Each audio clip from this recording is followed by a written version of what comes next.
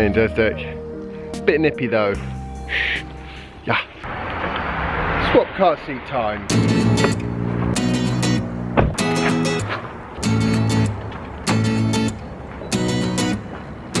I very definitely forgot to preheat the car.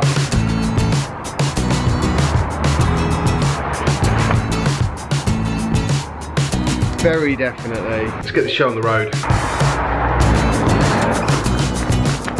We can't go anywhere yet, Jasper, because Daddy's car is a block of ice.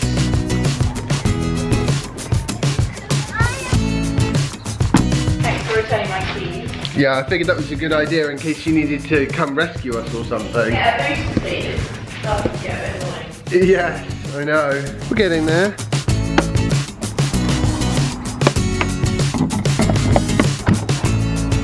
You up, Jazzy?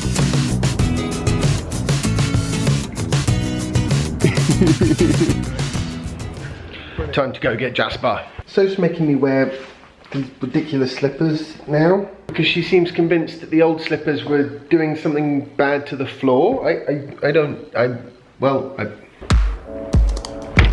Gorgeous today.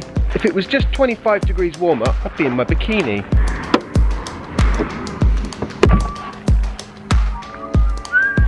So Soph is actually looking for a new car now. I'm obviously trying to convince her to get an electric vehicle, but she is also quite convinced that she needs, well, she's not quite convinced, she's quite right. She needs a serious amount of range. I'm not quite sure exactly which vehicle is going to fit that bill. She's not a massive fan of the Renault Zoe. I have considered letting Soph have the Tesla and I'll get the Renault Zoe. There's a couple little things that put me off with that idea. The range in the Renault Zoe will be enough without too much difficulty for me and Jasper. The bigger issue is I'm quite used to a car with a decent amount of acceleration, and the Renault, it was lacking in that department. Unfortunately, I can't just option a faster motor because they don't have an option for a faster motor, which is kind of annoying. Because it could have a faster motor, it's got a decent sized battery, it could do 0 to 60 in 5 seconds. Just need to put a bigger motor, bigger inverter, boom. And the other thing, and this is probably the bigger of the problems actually, I'm not really sure I trust Soph to look after this car. If she doesn't look after the battery in this, in 5-6 years time, it might be lacking in range. I don't know, nobody actually really knows. So I'm being as careful as possible with this, whereas she's gonna be just charged to 100%, run it down to 0. So a leased car does work a lot better for her, because then after 3 years she can hand it back, it doesn't matter what state the battery's in, and get another one, which is terrible. I don't approve, but at the same time it does suit her usage case. So at the moment I'm thinking Hyundai Ioniq maybe, or a BMW i3 with a range extender and the bigger battery.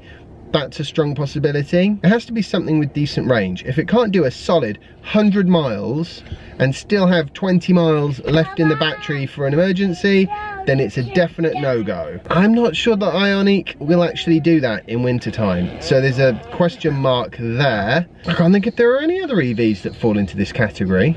We need more longer range EVs. They're coming, but they're not here yet. That's the problem. I think there's going to be a new Nissan offering at some point in the near future. That's very exciting. I'm sure that will be more than enough range-wise, and I was very happy with Nissan's build quality and with the customer service and everything else that I got before from Glyn Hopkins, so I would quite happily get that. Problem is, that's not out yet. There's no announcement of when it will be out, maybe by the back end of the year, but I'm really think this is my opportunity to get her out of a diesel and into something a bit more environmentally friendly. So that's my mission. So from a YouTube point of view, one plus to all of this is it means there's going to be quite a few more EV reviews, especially with Soph's input hopefully, which will be nice, and they'll be coming up over the next week or two as we sort of make a decision as to what to do. I'm quite concerned that the diesel is going to start costing us money in repairs. It's out of warranty.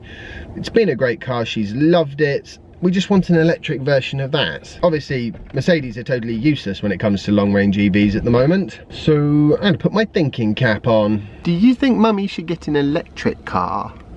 Yeah. Like Daddy's? Yeah. You might be wondering why Tesla isn't on the list of cars that she'll be getting. There's two reasons for that. Firstly, just as with lots of other people, we cannot afford a Model X. Certainly not at the moment anyway. What about the Model 3? Well, the Model 3 is a great car, but in the UK, in right-hand drive, if you place an order now, it's going to be about 2-3 years.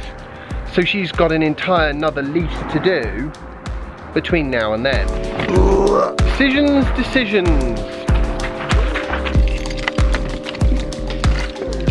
Before I forget, which I'm liable to do any minute now, I've turned on the discussion tab of the channel, so you can now leave comments directly on the actual channel. I'm going to use that as a way to tell people when I'm planning on missing a blog post. Also, if people want to leave suggestions there for topics they'd like me to cover, don't have to have anything to do with EVs or renewable technology particularly, just something they would like my opinion on or would like me to do a vlog post about, pop it in that comment section on the discussion tab is probably the best place. The difficulty with Soph and an EV is she's kind of what you might call your typical petrol, diesel, ICE driver. She's not willing to make any allowance whatsoever for the fact that it's an EV. She just wants to drive it.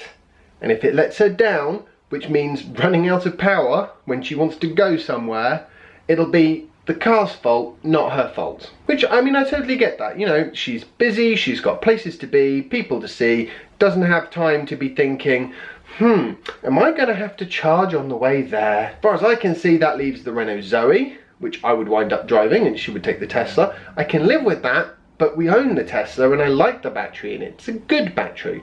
I've worked hard to try and keep that battery in tip-top condition. I know lots of people think that I'm just wasting my time, but that's because they're not the ones that have to pay for the replacement battery if it turns out that the battery does age more than people might think. And I'm not bothered about, you know, whether the computer is calculating the range 100% accurately or not. What bothers me is the chemical composition of the battery cells.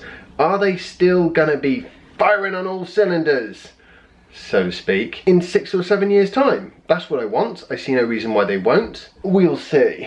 And also, I would miss my car if I'm being completely honest. You get used to a car. Equally, I could live with a Renault Zoe. I really could. That's a car I could live with. Question is, can we find an EV that Soph can live with that's not a Tesla?